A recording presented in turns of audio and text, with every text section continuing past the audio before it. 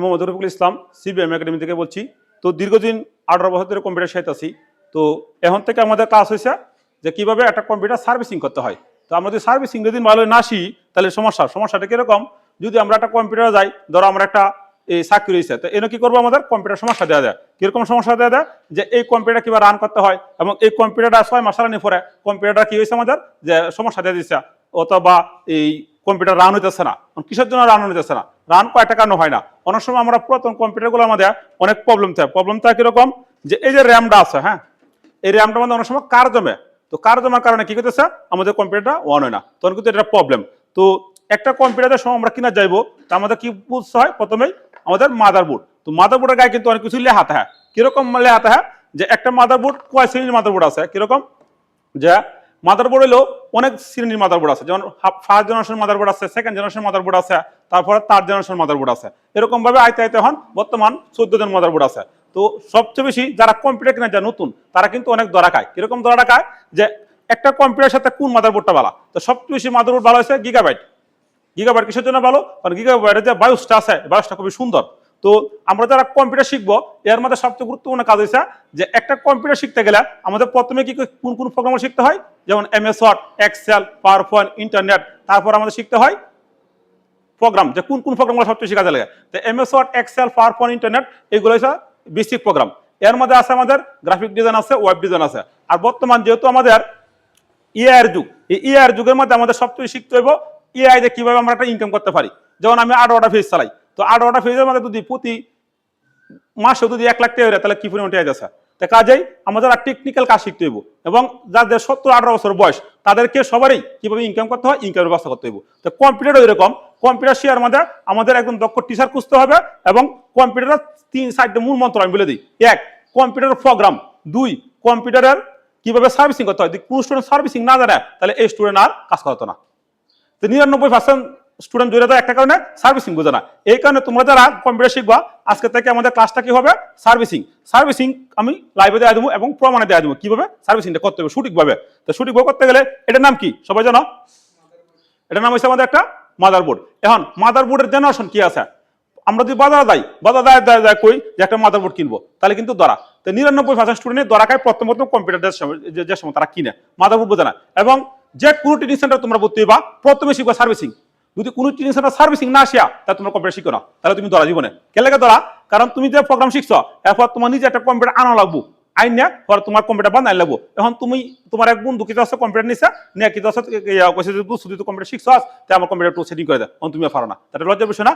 এবং তুমি যে একটা চাকরি করতেছ, এই চাকরির মধ্যে পাওয়ার সাপ্লাই থাকা, এখন এই কম্পিউটার লয়ে গেছো তুমি কান্দ করে আরেকবার ধরো, হয় এই কম্পিউটার কি করছে, তোমার যে হার্ড ডিস্ক আছে, তোমার যে ডাটা আছে, এই ডাটা কি করছে দিছে নষ্ট করে।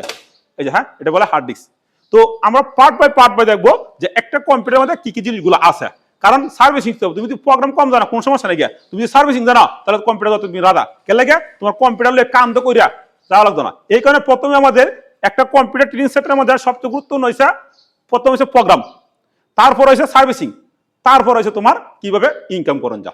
এই শিখতে হয়, তাহলে তোমার চাকরি পিছনে দৌড়ালো না। তো ঠিক আছে, আমি সব শিখাই দিব কিভাবে কি কাজ করে, এবং একটা কম্পিউটার কিভাবে বান্ধে, কি কি প্রবলেম গুলো হয়। তো আমরা তো বুঝলাম এটার নাম কি, আমাদের মাদারবোর্ড। একটা মাদারবোর্ডের জেনারেশন কতটা খুবই গুরুত্বপূর্ণ। জেনারেশন যেমন first generation, second generation, third generation, এরকম আইতে আইতে আমাদের বর্তমানে 14 জন আছে। তো আমি তো কম্পিউটার চালাই, এই কম্পিউটার কিন্তু 11 জেনারেশন। তো 11 জেনারেশন সবচেয়ে পাওয়ারফুল জিনিস।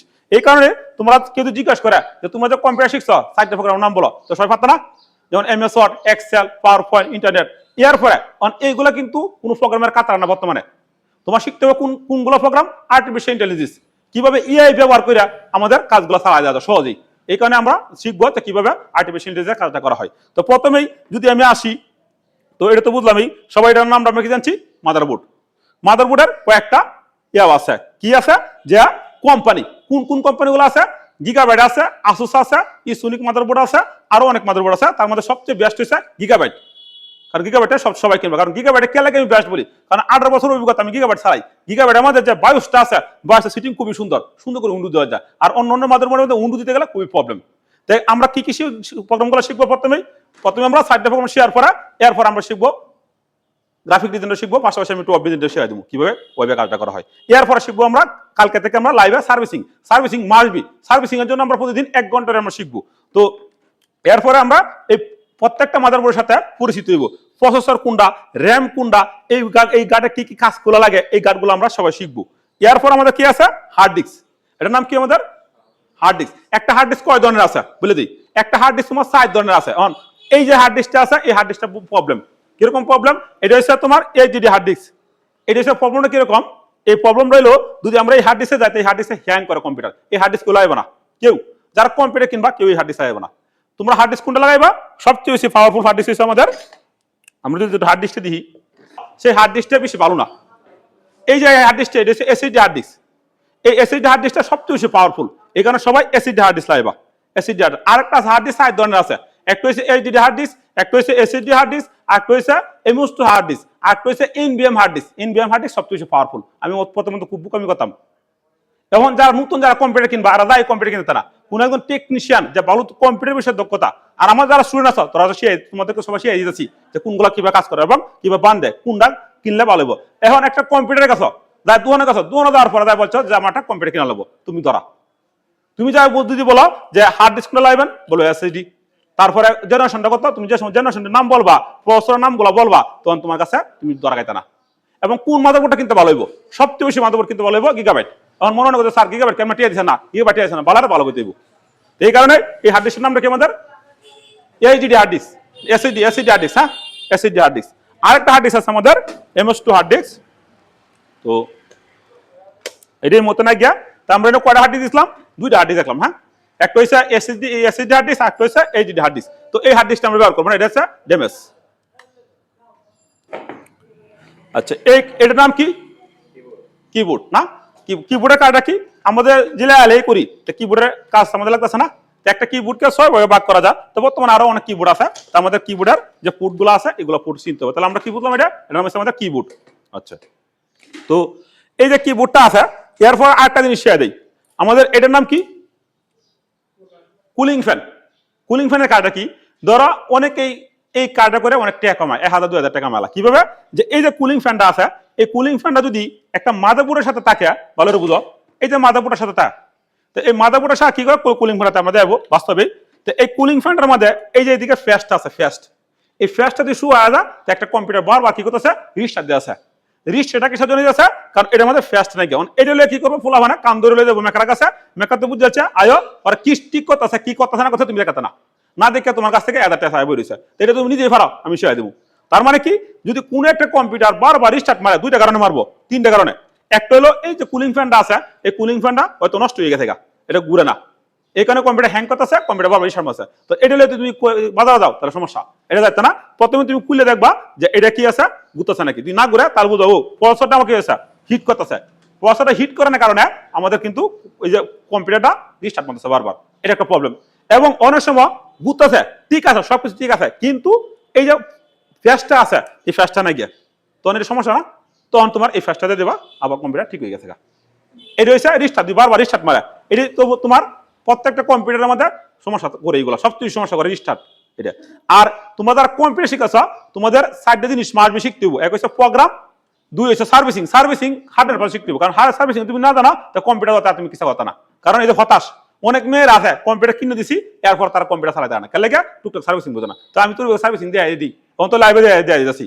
তো এই কারণে কিন্তু আমাদের সার্ভিসিংটা গুরুত্বপূর্ণ সবচেয়ে বেশি। তো এই যে মনে করো সার্ভিসিং আমরা করতেছি, এই যে সার্ভিসিং আমরা করতেছি, তো এই কারণে কিন্তু আমাদের জিনিসটা কি হইতেছে, যে এইভাবে যদি আমাদের ফ্যানটা ঘুরে, তাহলে বুঝলাম যে আমাদের ঠিক আছে। আর যদি কুলিং ফ্যানের মধ্যে মনে করো এও না হ্যাঁ ফ্যাস্ট না তাহলে কম্পিউটার বারবার রিস্টার্ট দিব। আরেকটা জিনিস যে দেয়, এটা করে আমরা কাজ শেষ করবো। কালকে থেকে আমরা হিউজ পরিমাণ আমরা দিব সার্ভিসিং, এরপরে ঘুরে ঘুরে দেখবো কোনটা কিভাবে লাইন লাগে। আমরা এই লাইভের মধ্যে ফুল একটা কম্পিউটার কিভাবে না লাগে, ফুল একটা কম্পিউটার কিভাবে ওপেন করা লাগে আমি শিখিয়ে দিব সব। এবং একটা জিনিস আমাদের রিকোয়েস্ট, কারো ক্ষতি করো না, কারণ সার্ভিসিং যারা করা তাদের ক্ষতি করার দরকার নেই। হ্যাঁ, আমরা যারা কম্পিউটার শিখেছি আমরা লাইভ, এবং তুমি জীবনে যা কিছু শিখছো না, যদি সার্ভিসিং শিখে লাও, কম্পিউটার দেওয়াতে তুমি নাম্বার 1-এ আসো, যত বড় 18 বছর অভিজ্ঞতা, একদিন অভিজ্ঞতা না। তো এই যে র্যামটা আছে, এটা কি র্যাম না, একটা র্যাম কিনা দেয় তোমরা কিন্তু ধরা গাইবা, কে লাগে র্যামের মধ্যে DDR2, DDR3, DDR4, DDR5 এরকম আছে। তো র্যামের কাজটা কি, অনেক সময় একটা কম্পিউটার সার্কিট গেছো গা, যার পরে কম্পিউটার কি হইতেছে, রান হইতেছে না। এইটা কি করছো, তুমি কান ধরে লিয়ে গেছো বাজারও না, বাজার হলো না, কারণ এই যে র্যামটা আছে 99% কম্পিউটারের মধ্যে এই র্যামের ভিতরে একটা কার জমে। তো তো এই কার্ডটা যদি তুমি মনে করো সাফ করে দাও একটু কাগজ দেয় তাহলে কিন্তু কম্পিউটার আবার রান হয়ে গেছে। তো ওখান তুমি যে সময় লয়ে যাবা তুমি মেকার কাছে, মেকার তো অনেকদিন ধরে না খাই আছে, এরা কি করবো সুন্দর করিয়া তোমার এই যে কম্পিউটার আছে কইবে একটু পরে আয়ো গেলা কি করতেছে কি ঠিক করতেছে তুমি কি সেটা পাইতা না সুন্দর করে আমরা পরিষ্কার করবো, কইরা সুন্দর করে কালকে কম্পিউটার কাজ দেখতে পাবো রাতে, এরপরে কালকে গেছো আবার 1000 টাকা দিতে হয়েছে। এটা আমরা নিজেরা করছি, এইটা হচ্ছে সিস্টেম সার্ভিসিং এর। আর কম্পিউটার তুমি যদি সার্ভিসিং নিতে বুঝো তাহলে তুমি একটু গাড়াগাড়ি করিয়া নিজে সবকিছু ঠিকঠাক করিয়া পরে একটা জিনিস নষ্ট হয়ে গেছে তখন তুমি নিজে বদলে আলবা, এইটা তোমার শিখতে হবে। যদি কোনো সময় সার্ভিসিং না আসিয়া তো ইয়া কম্পিউটার তো তোমার জিরো কেন লাগে জিরো, কারণ এটা কান ধরে যাবো বিরক্ত করে লেগে দেবো এবং শেয়ার কম্পিউটার থেকে দূরে হয়ে যাবো। এই কারণে সব স্টুডেন্টকে আমি সার্ভিসিং শিখাই। তো সার্ভিসিং একটা সার্ভিসিং কোর্স করলে মিনিমাম 20,000 টাকা লাগে, এটা আমি ফ্রিতে শিখা দিই। অন্য মনে তুমি ইন্টারনেটে হিউজ পরিমাণ গাড়ি করে দিকো সার্ভিসিং যারা শিয়া এদেরকে 20,000 টাকা 15,000 টাকা দেয়। আমরা যারা গ্রামে আছি যেহেতু 18 বছর অভিজ্ঞতা আমি টাকা শিখেছি এগুলা, তো এই কোনো সমস্যা হইতেছে না আমাদের। হ্যাঁ আমি ফ্রিতে শিখে দেবো তোমাদেরকে। তো তার মানে কি যে যদি অনেক দিন একটা কম্পিউটার করে থাকে তা আমরা কি করবো কম্পিউটারের সব রান ঠিক আছে কিন্তু কম্পিউটার রান হইতেছে না, ডিসপ্লে হইতেছে না, তখন তুমি কি করবা এই র্যামটা খুলবা, খোলার পরে এই র্যামটা সাদা কাগজ দেয় অথবা এই যে ফুলা ফানে মুছে দেয় রাবার আছে না, রাবারটা সুন্দর করে একটু বসে আবার আমরা পরিষ্কার করে রাখা দিবা কম্পিউটার ঠিক হয়ে গেছে। তো এই টুকটা কাটি তুমি যদি ফাইনাল না তোমার পড়া হতাশা নেই। আর কম্পিউটার যারা চালাবা সার্ভিসিং যদি বুঝো তোমার কাছে ফানিবা একটা এরকম একটা ট্রেনিং দিতে পারবা, আর যদি সার্ভিসিং না বুঝো তাহলে ট্রেনিং দিতে না। তো এটার নামটা কি আমরা বললাম র্যাম। গুড। আচ্ছা তাহলে আজকের মতো আমরা ক্লাসটা এখানে শেষ করলাম। আমরা পরবর্তীতে ক্লাসটা আমরা দেখবো একবার পিউস্টিফুজ প্রত্যেকটা পার্ট আমরা চিনাইবো দেখাইবো, এখন থেকে আমাদের সার্ভিসিং ক্লাস শুরু হয়েছে এবং সবাই আমরা লাইভে দেখাই দেবো। অনেক গরিব পোলাফান আছে তারা শিখতে পারে না এবং অনেক দক্ষ লোক আছে তারা শিখতে পারে না, যেহেতু 18 বছর ধরে সার্ভিসিং করে প্রতিষ্ঠান আছে তাহলে অভিজ্ঞতা আছে, আমি সব বাস্তবে দেখাই দেবো। হ্যাঁ আজকের মধ্যে ক্লাসটা এখানে শেষ করলাম। আল্লাহ হাফেজ।